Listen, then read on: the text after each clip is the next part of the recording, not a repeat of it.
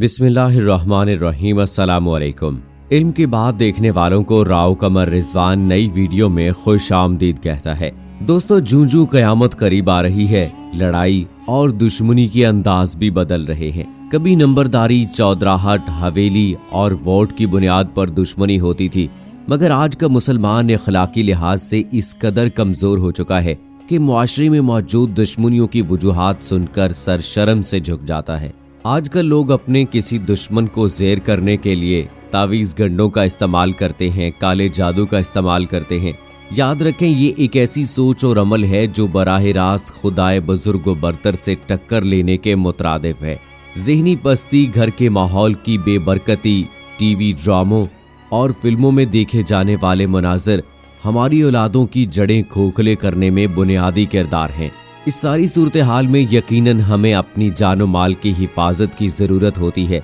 दुश्मनी तो सगे भाई से भी हो सकती है, खानदानी दुश्मनी, मजहबी दुश्मनी, सियासी दुश्मनी और फिर रूहानी दुश्मनी।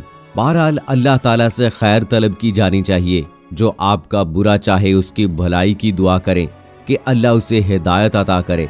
माफ करने वाले के लिए अल्लाह और उसके हबीब सल्लल्लाहु अलैहि वसल्लम ने बेशुमार इनाम रखे हैं। आज दुनिया में किसी के गुनाह माफ करेंगे तो रोज़े क़यामत अल्लाह हमारे मामलात आसान फरमा देगा। दुश्मन से निजात के वज़ाइफ की अक्सर नौबत आती रहती है। जब जान, माल, औलाद और इज्जत महफूज ना रहे तो फिर मुंह बंद करना भी ज़रूरी होता है, वरना शरीर इंसान बेलगाम होकर दूसरों के लिए भी नुकसान का बायस बन जाता है। मगर फिर भी मेरा आपके लिए मशवरा है कि हत्तुल विसा दरगुजर की कोशिश करें। औलिया कामिलीन का भी यही तरीका था और है। बाज ऐसे मामलात हैं जिसमें फितना और फसाद का अंदेशा हो, वहां दुश्मन का खात्मा जरूरी होता है। आजकल हर तीसरा शख्स किसी न किसी मुकदमे में फंसा हुआ नजर आता है, जबकि कई बेगुनाह अफराद नाहक मुकदमों की भीड़ चढ़कर जेलों में कैद की सजा भुगत रहे हैं। जबकि अगवा बराए तावान की वारदातों में भी अगवाकार मगवी को कई दिन कैद में रखकर तशद्दुद करते और उसके घर वालों से भारी रकम का मुतालबा करते हैं। मोहब्बत के नाम पर खवातीन और उसके फैमिली वालों को हिरासा करना, ये अमल दुश्मन को तबाह बर्बाद करने के लिए सेफ कातिल की खासियत रखती है। अगर कोई दुश्मन किसी को बिला वजह तकलीफ देता हो और वो कितना ही बड़ा जालिम व सरकश, फितना परवर या कमीना दुश्मन हो, जलीलो ख्वार होगा, खुद कोई इंतकाम लेने की कोशिश ना करे, बल्कि अपने और इस जालिम या दुश्मन या बदगू के मामले को अल्लाह मुंतकिम हकीकी के स्पुर्द कर दे।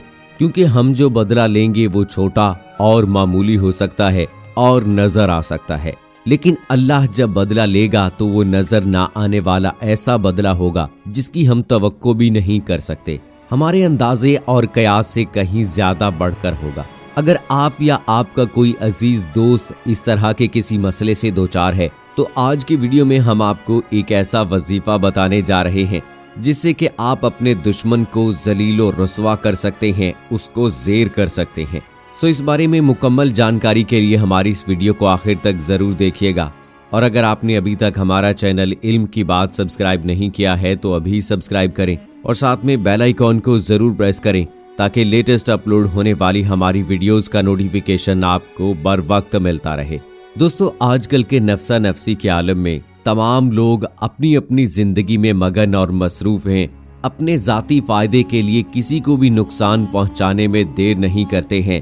अपनी जिंदगी में इतने मसरूफ के एक दूसरे का ख्याल नहीं, एक दूसरे से नफरत का सबक पैदा करते हैं, एक दूसरे के दिलों के अंदर नफरत पैदा करते हैं।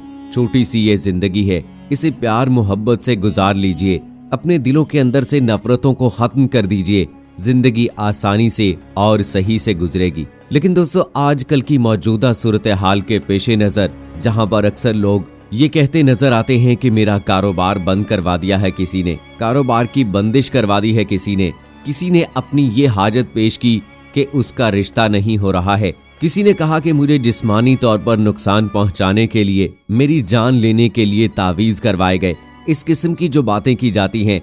सो दोस्तों, आज का जो अमल है इसके करने से आपको इंशाअल्लाह इस तरह के दुश्मनों से छुटकारा मिल जाएगा और आप हंसी खुशी, प्यार मोहब्बत के साथ अपनी फैमिली वालों के साथ, अपने दोस्त अहबाब के साथ अच्छी जिंदगी गुजार सकेंगे।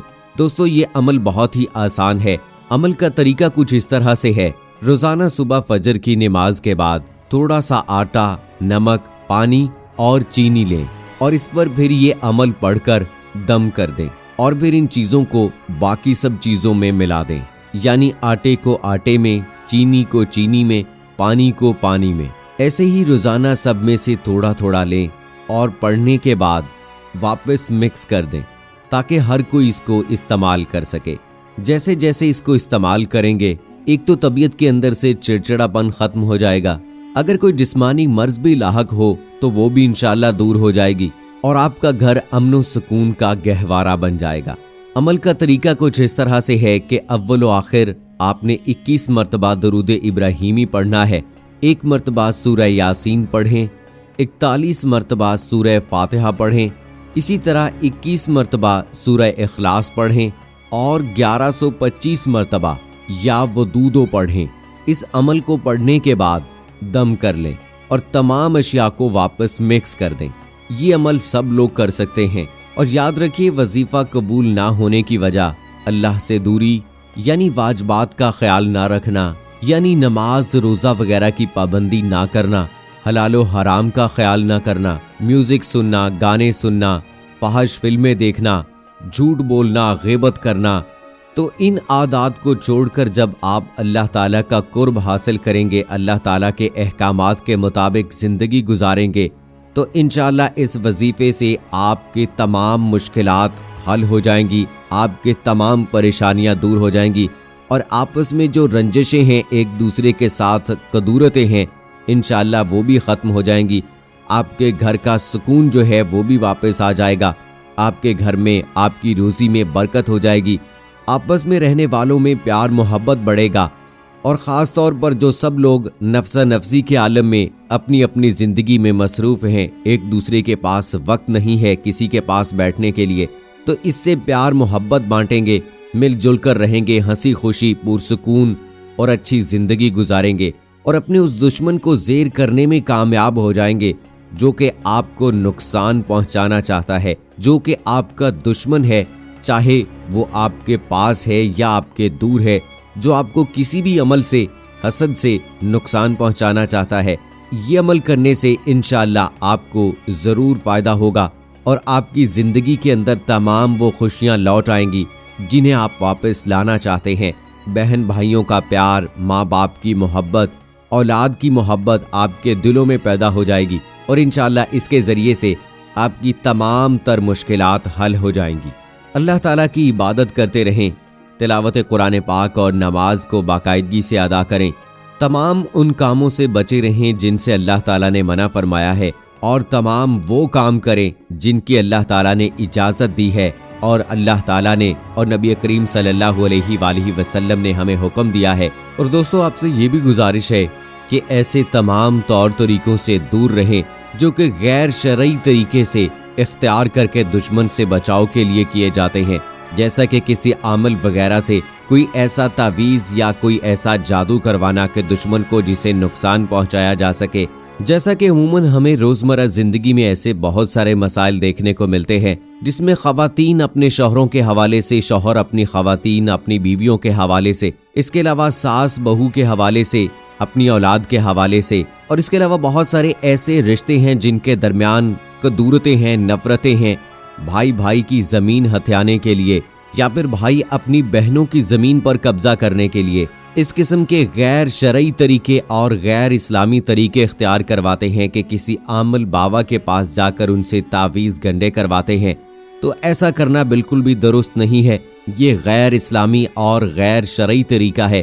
कुरान मजीद और रसूल पाक सल्लल्लाहु अलैहि वसल्लम की तालीमात हमारे पास मौजूद हैं। जिंदगी का कोई पहलू, कोई लम्हा ऐसा नहीं है कि जिसके बारे में अल्लाह ने और अल्लाह के प्यारे नबी सल्लल्लाहु अलैहि वसल्लम ने हमें ना बताया हो। तो जब हर बीमारी, हर मुश्किल का हल हमारे दीन इस्लाम में मौजूद है, कुरान मजीद और अहादीस मुबारका में मौजूद है, तो फिर हमें ऐसी कोई गलती नहीं करनी चाहिए कि जिसकी वजह से हम दायरा इस्लाम से खारिज हों। अल्लाह से दुआ है कि अल्लाह ताला हमें साबित कदम रखे, दीन इस्लाम पर, ईमान पर हमारा खात्मा फरमाए। आमीन सुम्मा आमीन। दोस्तों, कमेंट बॉक्स में आमीन लिखकर आप भी हमारी दुआ का हिस्सा बन जाइए और अगली वीडियो तक मुझे इजाजत दीजिए। फी अमानिल्लाह।